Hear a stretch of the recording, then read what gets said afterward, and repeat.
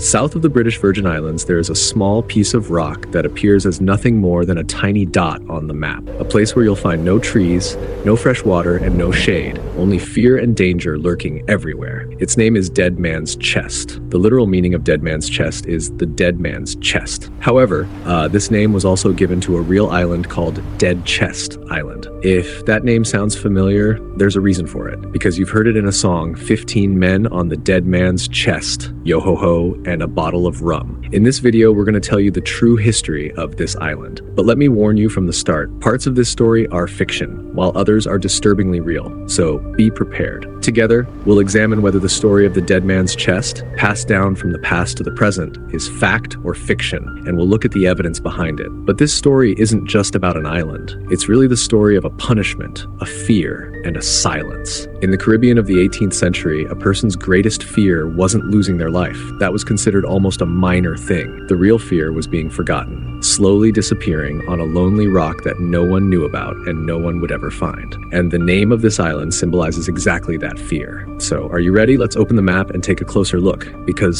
some parts of the story I'm about to tell you perhaps were never meant to be told. Chapter 1, The Island. Let's start with the island itself, because there's something strange about it. Dead Man's Chest is a small, barren island, about 400 meters long, covered in bare rock with almost no vegetation. There is no source of fresh water, no natural shelter, and not even a single large tree to provide shade. Now, do you understand why it was such a feared place? This was definitely no coincidence. While many of the nearby islands are green and full of life, this one has remained almost completely bare, with thin soil, solid rock, and a sun so unforgiving that it could wear a person down within hours. It was the perfect punishment island. For centuries, sailors passing by have claimed they felt a strange silence surrounding it. There were few birds, the wind seemed to blow differently, and when the waves crashed against the rocks, they produced a sound that was almost like a moan. Of course, there is a scientific explanation for this. The shape of the rocks may create unusual acoustic reflections, but sailors never described it that way. They said it was as if the island remembered something, as if it was trying to tell people a story. Geographically, the island sits between Peter Island and Salt Island, right in the middle of a narrow channel. During the 18th century, this passage was frequently used by pirates because small ships could easily hide here from large warships. In other words, the island stood very close to one of the safest escape routes a pirate could hope for. It wasn't chosen by chance. It was located exactly where pirates constantly sailed, constantly saw it, and could never forget it. Once a sailor saw this island, they would never forget it. Unlike the lush green islands around it, it always remained the same: bare, gray, and silent. It had a gloomy appearance that weighed heavily on the human mind, affecting people's psychology so deeply that it could push them into mental collapse. Some maritime records even mention captains deliberately sailing through this passage, pointing the island out to their crews, and then continuing their voyage without saying a single word, as if the island alone had already said everything that needed to be said. And because of that, no one dared to betray the crew. Chapter 2, The Legend. Now we come to the legendary part of the story, because this is where the name comes from. According to legend, in the early 18th century, a pirate captain decided to punish 15 men from his own crew. The exact reason is unknown. Some versions say it was for mutiny, others claim it was theft, while some say it was simply because the captain was displeased with them. These 15 men were abandoned on this terrifying island, where there was no fresh water and not even the slightest bit of shade. They were given only two things: a sword and a bottle of rum. No food, no water, no shelter. And remember, there was no source of fresh water anywhere on the island. So this wasn't a quick execution. It was a slow death. 15 men burning under the relentless sun, driven mad by thirst, turning against one another, perhaps even fighting over that single sword as they slowly wasted away. In the most famous version of the story, the captain who carried out this punishment is identified as one of history's most infamous pirates, Edward Teach, better known as Blackbeard. In other versions, however, the numbers change. Sometimes there were 9 men instead of 15, and in some accounts there were 20. In certain versions, even the island itself changes, with a nearby rocky islet taking its place. These inconsistencies are the clearest evidence that the story was passed down by word of mouth for centuries, changing a little each time it was retold. But there's an old saying, where there's smoke, there's fire. And that's exactly why the realistic side of the story carries so much weight. Chapter 3. But is it true? Now we need to clear something up because this is where the line between history and legend begins to blur. There are no contemporary, first-hand historical records proving that Blackbeard really abandoned 15 men on this island. There are no court documents, no eyewitness accounts, and no mention of such an event in the official records of the time. But on the other hand, considering that these were pirates, isn't it only natural that there would be no official records of something like this? You might ask, so where did this story come from? Most likely, it was born from the combination of two things. First, Blackbeard's well-documented reputation for brutality. Second, the punishment of marooning, abandoning someone on a deserted island, which was a real and frighteningly common practice during the age of piracy. Taken together, these circumstances make the story highly plausible. So,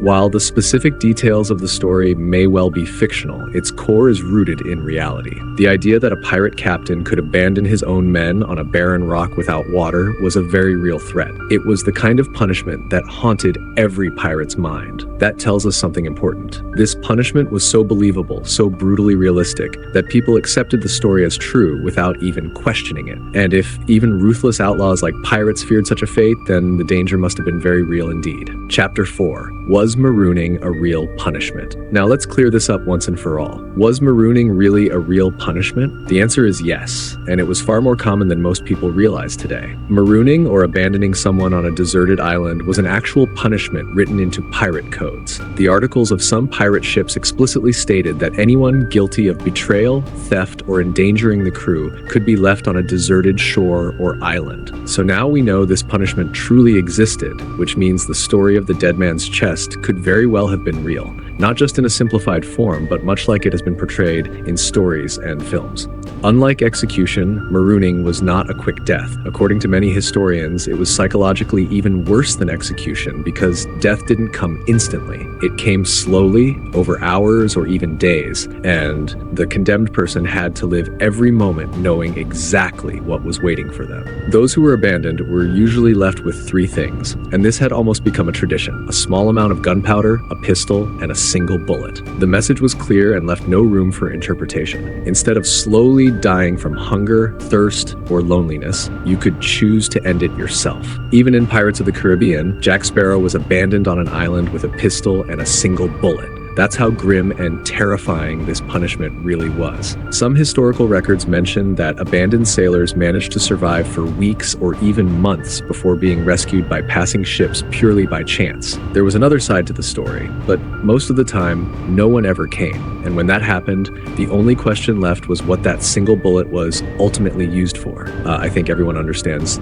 the message. Chapter 5. The real face of Blackbeard. Another reason this story became associated with Blackbeard is that his real character already made such a tale seem believable. Edward Teach was a man who used fear as a weapon. Before going into battle, he would weave slow-burning fuses into his beard and set them alight. When enemy ships saw him, they were met with a figure shrouded in smoke, looking as if he had emerged straight from hell. So the idea that a man like this could use the dead man's chest punishment against his own crew is hardly surprising. After all, when things went wrong, mutiny could quickly become a real threat, and no pirate captain wanted that. Edward Teach's goal wasn't to kill, it was to terrify. Fear was cheaper than the sword and often far more effective. If a ship saw him and surrendered immediately, no one had to die, and the matter was settled. But that doesn't mean he wasn't ruthless. He was strict when it came to discipline and had no tolerance for disobedience among his crew. That's why the rumor that he abandoned 15 men on an island while never historically proven fit his character so perfectly that people accepted it without questioning it. The probability of it being true feels remarkably high. That's how legends are born, not necessarily from proven facts,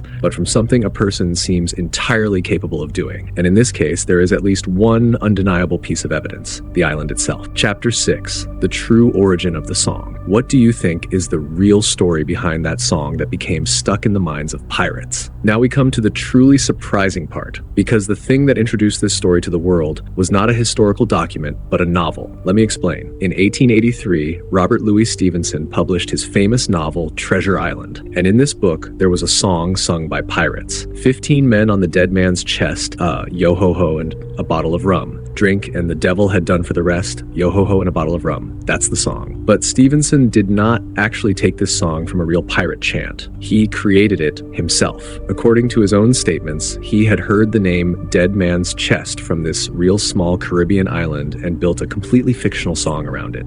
Looking at the lyrics, it was actually a perfect fit for pirates, and because of that, it became popular very quickly. Now think about this. The song that is known all around the world today and has almost become the unofficial anthem of pirate culture was never actually sung on a real pirate ship. It was born from the imagination of a 19th century writer. But this is where the real mystery begins, because Stevenson didn't invent the name. The island was real, and the name truly came from that place. He simply took a real location and wrapped it in a fictional story. That fiction became so powerful that, over time, it overshadowed the reality itself. Stories gain more legends every time they are retold, but even after all of that, the island still exists, and there is still no sign of life on it. The impact of this four-line song became far greater than even Stevenson could have imagined. Throughout the 20th century, almost every pirate movie, comic book, and children's story either used this song directly or made a reference to it. Even the author himself never expected it to become this famous. Today, when you hear the phrase yo-ho-ho,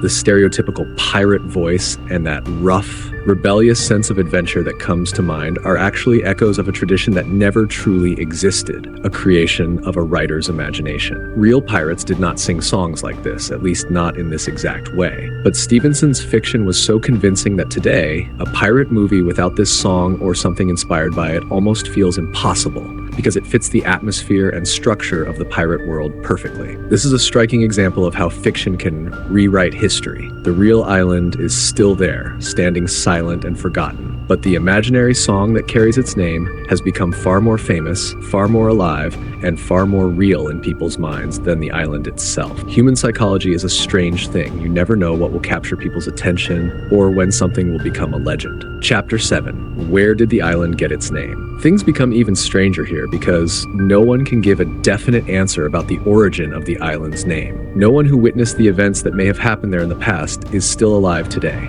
According to some local stories, the island truly received its name from sailors who were abandoned or died there over the years. Bones washed ashore, broken boats, and missing bodies are considered part of the evidence behind these claims. Some historians, however, suggest a more ordinary explanation. The shape of the island may resemble a chest or a coffin when viewed from the sea, and the name could have come from this appearance. In other words, the dead man's chest may simply refer to the island itself. But there is a third version told by local people, and this one is far more disturbing than the others. According to this story, the waters surrounding the island truly became the final destination for more than one abandoned sailor during the 18th century. Not only pirates, but also people who escaped from or were thrown off slave ships may have shared the same fate. This claim cannot be fully confirmed by official records because many such disappearances were never documented during that period. However, historians say that considering the region's geography and the maritime trade routes of the time, it is not completely impossible. So perhaps the name of this island does not come from a single story, but from multiple deaths that accumulated over the years. Unrecorded, forgotten, and silently buried by history. Dead Man's Chest. The name Dead Man's Chest does not stand alone. Across the Caribbean, there are other small islands and locations with similarly dark names, such as Death Island, Skeleton Rock, and Bay of the Dead. Most of these names do not come from one single documented event, but from centuries of accumulated maritime tragedies. Ships sinking in storms, crews dying from disease, prisoners being abandoned, and people falling or being thrown from slave ships.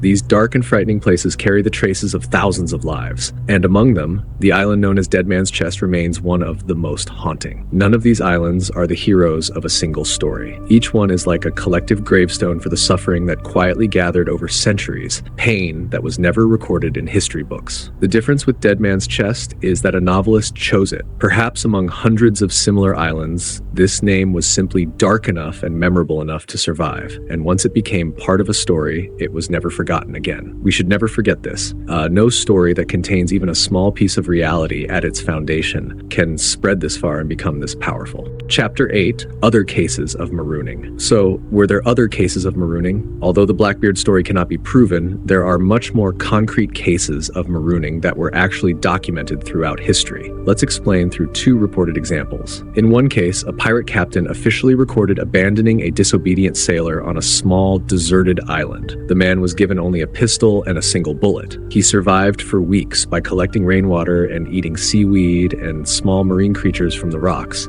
Eventually, he was found by a passing ship, looking like a skeleton, but still alive. In another case, the abandoned man was never found. Years later, when another ship stopped at the same island, they discovered only a rusted pistol and a few pieces of bone among the rocks. Stories like these were not uncommon during the age of piracy, and perhaps that is why a name like Dead Man's Chest was not born from a single event, but from the general fear of that era. Every sailor knew that the price of disobedience was sometimes not a sword, but silence and thirst. Spending your final moments slowly suffering on a deserted island could be far longer and more painful than dying from a single sword strike. A punishment that functioned like a ceremony. Marooning was not something carried out randomly. According to historical records, this punishment almost worked like a ceremony, and the ritual itself was what gave the punishment its true power. First, the accused person would be confronted in front of the entire crew and publicly humiliated. Then a vote would take place, because remember, major decisions on pirate ships were often made democratically. The way the decision was made